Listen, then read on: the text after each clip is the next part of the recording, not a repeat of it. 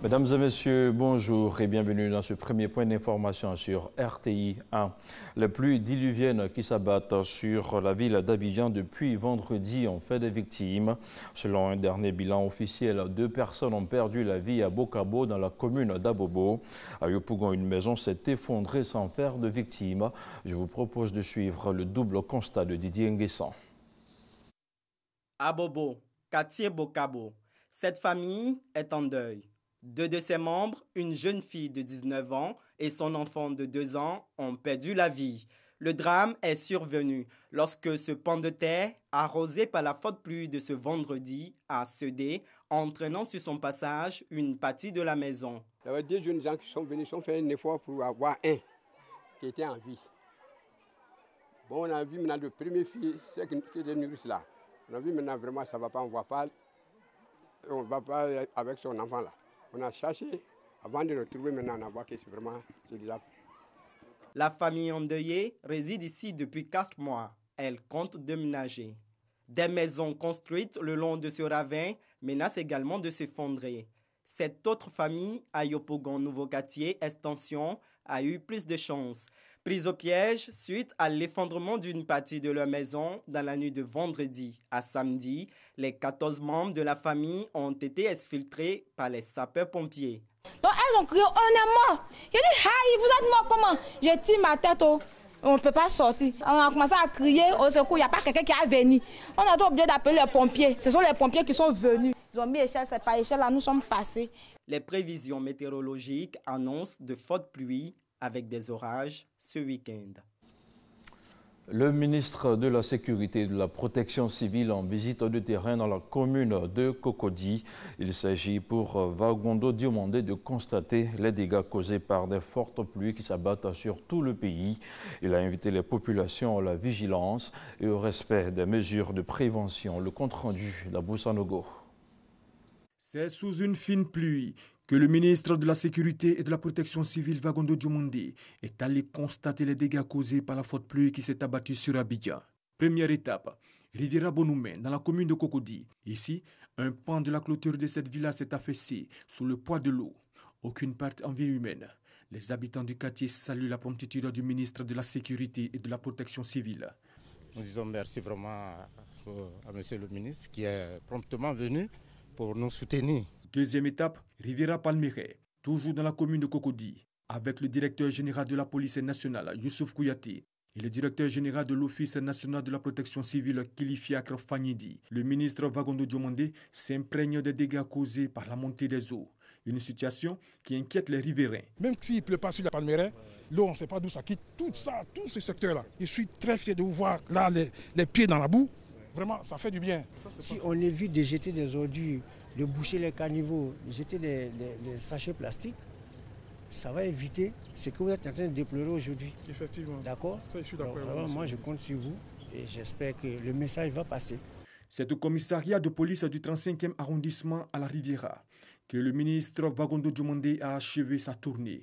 Des dispositions ont été prises par la police. On a essayé de faire un balayage pour voir si, à part les narrations d'eau, il n'y a pas eu de maisons de ménage inondées. Mais heureusement, il n'en a pas eu. Vous voulez circulation? Sur le volet circulation, on a occupé sur tous les points pour faciliter la circulation des usagers. Vagondo Diomandé appelle à la vigilance, car cette pluie a fait des victimes. Il était donc important qu'au nom du gouvernement, que nous fassions un tour sur le terrain pour nous rendre compte des dégâts que la pluie a pu causer. Malheureusement, 6 de nos compatriotes ont perdu la vie suite à ces pluies diluviennes et ça nous donne l'occasion de rappeler les consignes de prudence. L'ONPC, l'Office national de la protection civile, appelle aussi à la prudence. Nous sommes en période de saison dite petite pluie, donc que chacun prenne ses dispositions. Évitons dans nos véhicules de nous aventurer dans les voies qui sont déjà inondées. Dans nos domiciles, une fois qu'il y a l'inondation, évitons de toucher aux appareils électriques. Les populations sont invitées à être vigilantes et à rester attentives aux messages d'alerte du gouvernement. Je vous donne à présent lecture de ce communiqué du ministère de la Sécurité et de la Protection civile. Et je cite, dans la nuit du vendredi 11 octobre 2019, des pluies diluviennes se sont abattues et vont certainement continuer de s'abattre sur plusieurs régions du pays et plus particulièrement sur le district d'Abidjan. Malgré les alertes météo de la SODEXAM relayées par plusieurs organes de presse, nous notons avec regret 6 morts, dont 5 dans le district autonome d'Abidjan, 1 mort à Mans et de nombreux dégâts matériels.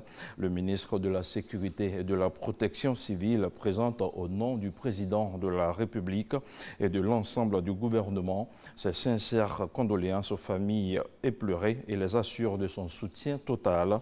Les prévisions de la SODEXAM font état de fortes pluies durant tout ce week-end. C'est pourquoi, en cette période de petite saison de pluie où l'alerte orange est déclenchée, le gouvernement demande aux populations d'observer les mesures de prudence en libérant les zones à risque d'inondation et en évitant de jeter des ordures ménagères dans les caniveaux afin de faciliter l'écoulement des eaux. Le ministre de la Sécurité et de la Protection civile tient à rassurer les populations que le gouvernement ivoirien continuera de suivre la situation avec une attention particulière et reste mobilisé afin de parer à toute éventualité, signé le général Vagondo Diomandé. Tout autre chose, à présent, les médias s'impliquent davantage dans la lutte contre le cancer du sein. Le lancement des journées de mobilisation de tous les supports de communication et d'information contre la tumeur maligne s'est déroulé hier samedi à Abidjan. En marge de la rencontre, le vice-président Daniel Kablan-Duncan a annoncé la construction à Grand Bassam d'un centre d'oncologie et de lutte contre le cancer du sein en 2023. Le compte rendu de Astou Touré. La pilule augmente-t-elle les risques d'avoir un cancer? Le soutien-gorge, le déodorant, joue-t-il un rôle dans le développement du cancer? Certains fruits sont-ils anticancérigènes? Autant de questions suscitées pour entretenir le public sur le cancer du sein lors de la cérémonie officielle de la journée de mobilisation des médias contre le cancer du sein, JMMC. Cette journée, colorée tant par la qualité des invités, a enregistré la présence du vice-président Daniel Kablan-Duncan. Informé pour briser le mythe du cancer, elle est motive pour l'ONG Ecomédia qui entend vulgariser l'information sur ce fléau. Une femme sur 2 en Côte d'Ivoire consulte tardivement. Il y a plus de 1000 décès qui sont occasionnés à cause du cancer du sein. Malheureusement, ces femmes décèdent par ignorance. Elles ne sont pas informées. Nous avons ressenti tout de suite un déficit d'information en tant que professionnels des médias. Nous jouons un rôle essentiel au sein de la société. Nous avons le devoir d'éduquer, de divertir, c'est vrai, mais surtout d'informer. C'est comme ça que nous avons pris notre bâton de pèlerin pour organiser ces journées de mobilisation des médias contre le cancer du sein, mais surtout pour sensibiliser les femmes au dépistage précoce. De 2000 à 2012, les statistiques sur le cancer en Côte d'Ivoire ont connu une hausse considérable. La prévalence est passée de 25 sur 100 000 à 36,6 sur 100 000 en 10 ans. À ce jour, on dénombre plus de 2000 cas par an, avec 54% de décès. Ces chiffres ont amené le gouvernement à tirer la sonnette d'alarme. Le gouvernement ivoirien a décidé d'inscrire cette pathologie au rang des priorités nationales. Ainsi, un programme national de lutte contre les cancers a été créé depuis 2008. Pour la coordination des activités de dépistage des cancers et de leur traitement. En ce qui concerne la prise en charge de la maladie cancéreuse, elle associe plusieurs étapes, notamment la chimiothérapie de base pour toutes les patientes, la chirurgie, la radiothérapie. Ainsi, un registre de cancer est installé au CHU de Treichville. 2 centres de sérologie ont été créés au CHU de Treichville et à l'INHP.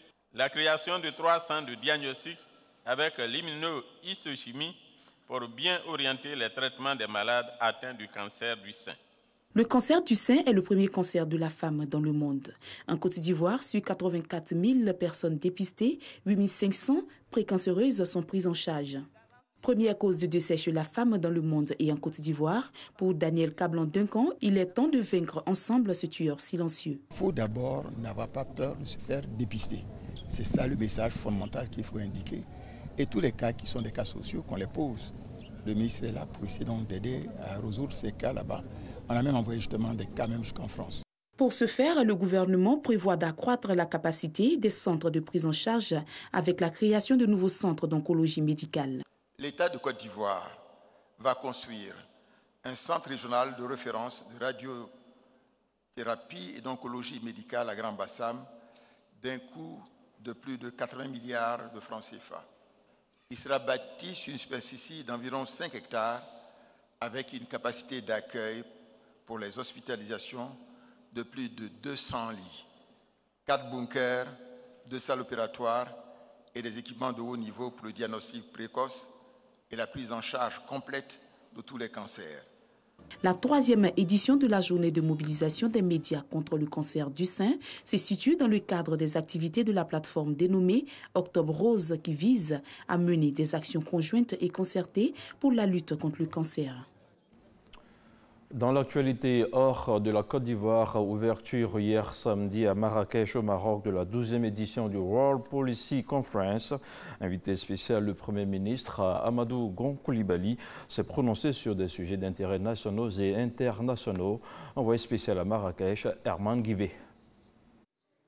La World Policy Conference, la conférence sur les politiques mondiales, ouvre son cadre de réflexion et pour cette 12e édition de la WPC, un invité de marque, Amadou Gon Coulibaly, le Premier ministre ivoirien.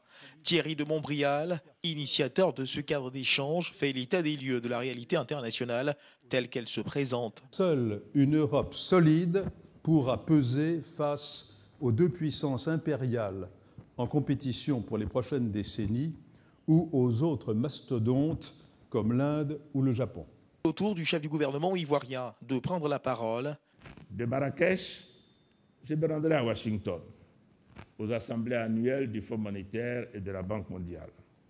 Je compte bien poser à nouveau, au-delà de la Côte d'Ivoire, la question du financement des infrastructures en Afrique.